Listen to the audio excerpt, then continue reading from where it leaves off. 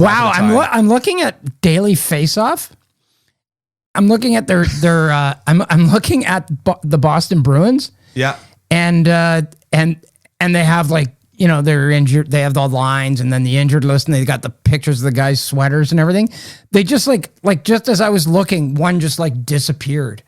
Oh. So that means the guy's not hurt anymore. It was that guy that they brought up or no, it wasn't Froden. I can't remember. Oh, it's Hampus. No, it's not Hampus Lindholm. I don't know who it is, but somebody that was day to day just like disappeared. So now that somebody's healthy for the Boston Bruins, and I'm not sure who it is.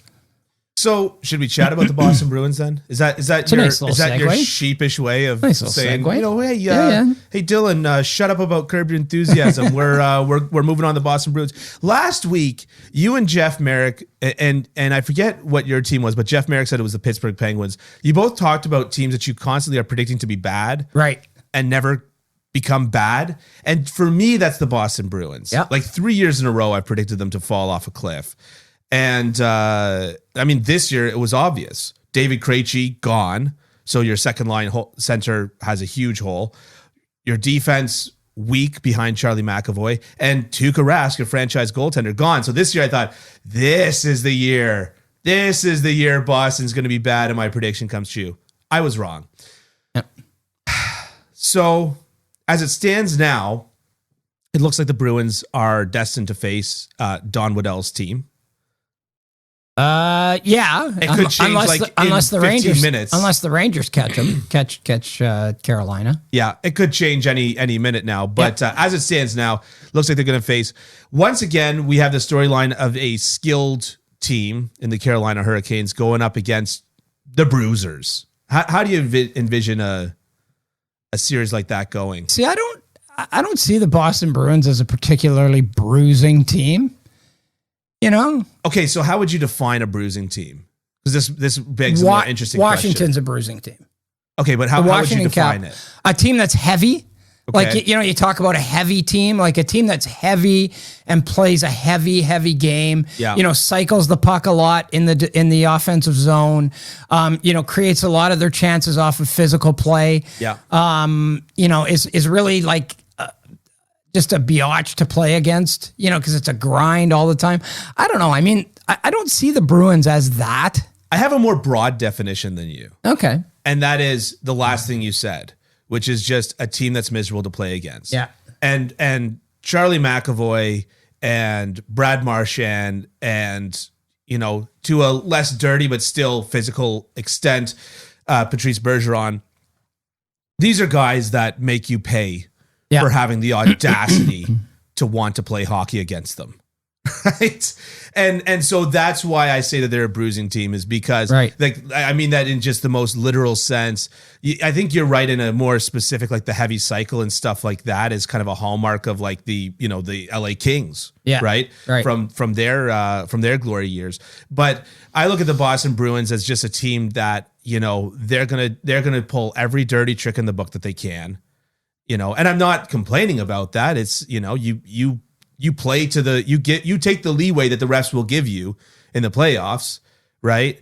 But I look at them as a team that really knows how to use those things. Well, yeah, because they're a veteran team and they've been there before and they've had some long playoff runs, so they know what style it takes to succeed in the playoffs. Yeah, but to me, I think the Boston Bruins, I mean, you know, there's several areas, and most of them are right up the middle of the ice, where, you know, the Bruins have been very good this year. Yeah. Starting in goal. Yeah. I mean, you know, Jeremy Swayman has come in, and like you know, it's funny because I think there are fans in some markets that go, oh, come on, seriously? Yeah. Like Henrik Lundqvist retires and then Igor Shesterkin comes in. Yeah. You know, Tuukka Rask retires and Jeremy Swayman just picks it up, and Linus Ullmark to maybe a little lesser extent, but they've actually shared the workload pretty evenly. Yeah. But like to not have to worry about goaltending, like for as much as we talk about, you know, there's so many goalies out there and don't overspend on it, like to not ever have to worry about it is huge. And the Bruins haven't had to worry about goaltending this year.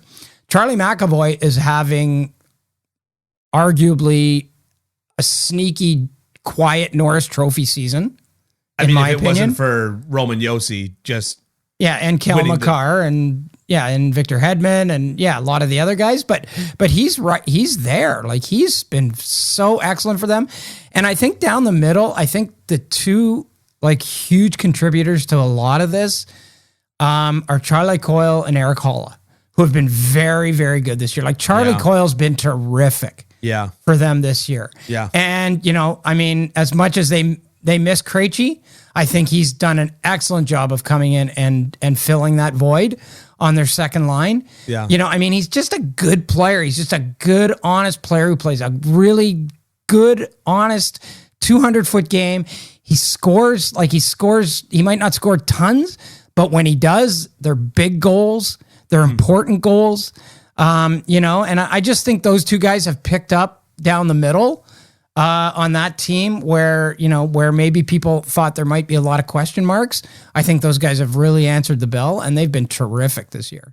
Especially with Charlie Coyle, I was starting to think that he just was what he was. He came over from Minnesota. Yeah. He came over from Minnesota, and I remember liking that trade and thinking that Charlie Coyle was exactly the kind of, guy that the Bruins needed. He wasn't a prospect at the time, but he was young enough that he probably was going to develop a little bit, right? But I guess I just thought that from last year, well, this is what Charlie Coyle is. Don't expect more from him, which was a good third line winger. Yeah. Which, no disrespect to a good third line winger, it's not a game-breaking talent, right? Mm-hmm. And Charlie Coyle, you're right. He is a huge reason as to why my prediction has gone wrong. Jeremy Swayman is a huge reason as to why my prediction has gone wrong. And to your point about goaltending and people being pissed off, it's almost like there's more to goaltending than just the goalie themselves. Right. It's almost like the defense plays a part. Yeah. It's almost like the goalie coach plays a part. It's almost like the goalie coach and their ability to work with the defensive coordinator to create a system that works for both goalie and defense and exploits all of their strengths while covering their weaknesses of both the defense and the goalies plays a huge part.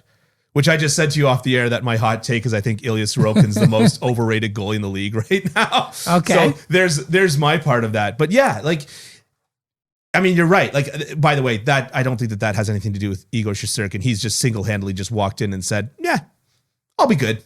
Yeah. Maybe great. Yeah. I've been good. Best. I've been the best goalie in the KHL, and I'll come over and I can be the best goalie in this league too. The NHL, it's like a 1-to-1, kind of step over. Yeah. So, the Boston Bruins they're looking good, and they are a team that, especially in the playoffs, they make you pay for having the audacity of playing against them. Yeah, and I think too, I just, I think they know that really in the Eastern Conference, you say every year, just get in and anything can happen. And usually it's not true. Like, usually you don't just get in and you can win. Like, you can get in and maybe win a round or two, or in the case of the Montreal Canadiens, 3. Yeah. But at some point, the cold water hits you right in the face, right? Yeah. But I think this team realizes, get in this conference. Yeah. As we're going to be talking to Don Waddell later, and I mean, his team's right in the thick of that, right? I mean, his team was, for the longest time, we thought they were going to win that division. We thought they were going to win the Metropolitan Division. Well, hands down. Yeah. And now the New York Rangers are right there. Same number of games, same number of points.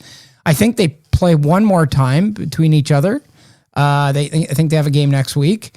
So, I mean, really in the East, it really is just make it. And I mean, would anybody be surprised if Boston went on a heater in the playoffs? No, I wouldn't be surprised if Boston went on a heater in the playoffs. There are degrees to surprise, but but I wouldn't exactly be clutching my chest and fainting over backwards. No, I would be a little surprised if they won the Eastern Conference. Yeah, but it wouldn't. But I mean, to your point about the Montreal Canadiens, like, we've seen worse constructed teams do it. Yes. Right? I mean, Phil Deneau is Patrice Bergeron without the offense. Well, and this year he's actually bringing it. Phil Deneau's bringing it. Yeah, this year Patrice Bergeron is Phil Deneau. Yeah. No, I mean, I like obviously playing with what's his name there in Los Angeles, the center. Kopitar, Anze Kopitar. Yeah. Because we were just talking about But Antti Ranta. he's actually played a lot with Trevor Moore this year. Those two have been really good. Yeah.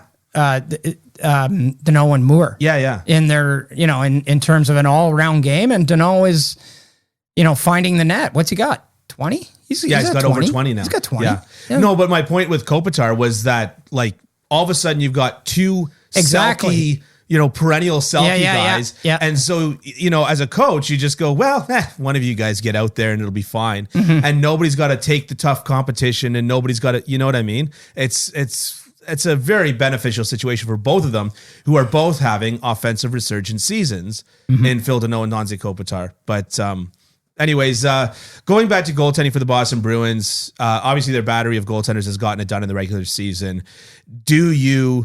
How do you, if you could make a prediction, I feel so bad asking this because goaltending is like the most unpredictable position, but one that I don't know a lot about. But yeah, well, that would hardly make you unique in this world, Ken. Right. But like, if you were to make a prediction on the goaltending battery in the playoffs, do you think that like it will be sufficient to get them through? Oh yeah. I think it would be sufficient, because I think they're good enough that I mean, this year they've been lights out. Yeah. So does the moment become too big for them in the playoffs? Mm-hmm. I doubt it. Yeah. I doubt it. Yeah. I mean, they're those guys, and Swayman in particular. I mean, he's replacing a legend, and the moment hasn't been too big for him. Yeah. I mean, he got sent down to the minors only because Tuukka Rask came back.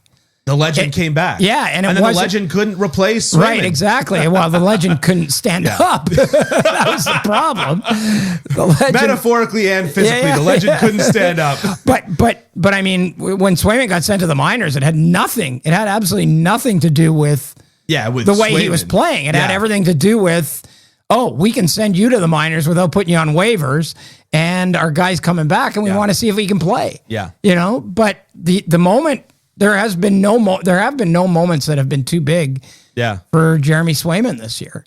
I forget who they were playing. I was watching some Bruins the other day, and Swayman let in a goal, but right before letting in the goal, he was clearing his crease. He was giving it to a guy in the small of the back with his blocker. Yeah. Anyways, it wasn't because he was clearing the crease that he let in the goal, but it was just, there was a tic-tac-toe play. I think it was a penalty kill that the Bruins were on. Anyways, either way, the thing is that, like, look, goaltender interference is a hugely unpredictable thing. I have totally given up on it. But I'll tell you given up on what's rule. goalie interference and what isn't. When a goal gets challenged, I'm like, I have no idea.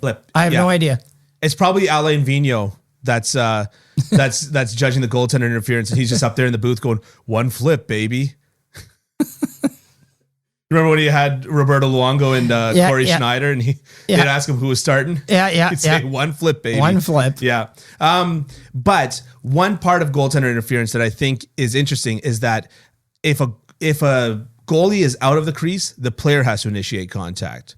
And if a player is in the crease, any contact, even initiated by the goaltender. Yeah. So the fact that he's got that gumption, let's call it, to be giving it to somebody who's kind of,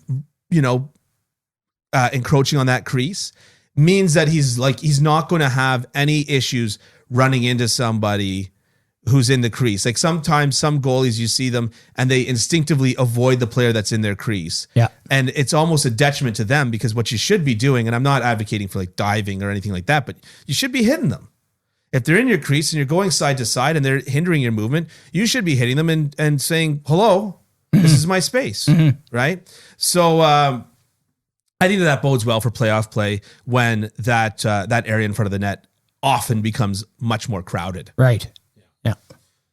Anything more you want to say about the Boston Bruins, or do you want to move on to the Nashville Predators? No, not really. I mean, the Bruins are well coached, obviously. Yeah. I mean, they've got for the past decade the best line in the world. Bruce Cassidy called guys like me a bunch of nerds, but good nerds. Is that what he said? Did you see that quote? He goes, "Oh, we got a bunch of nerds upstairs putting together new numbers for us all the time." And he goes, "I don't mean like that. Like they're good nerds. They're good nerds." This was a few weeks ago. It was pretty funny. That is pretty good. That is pretty good.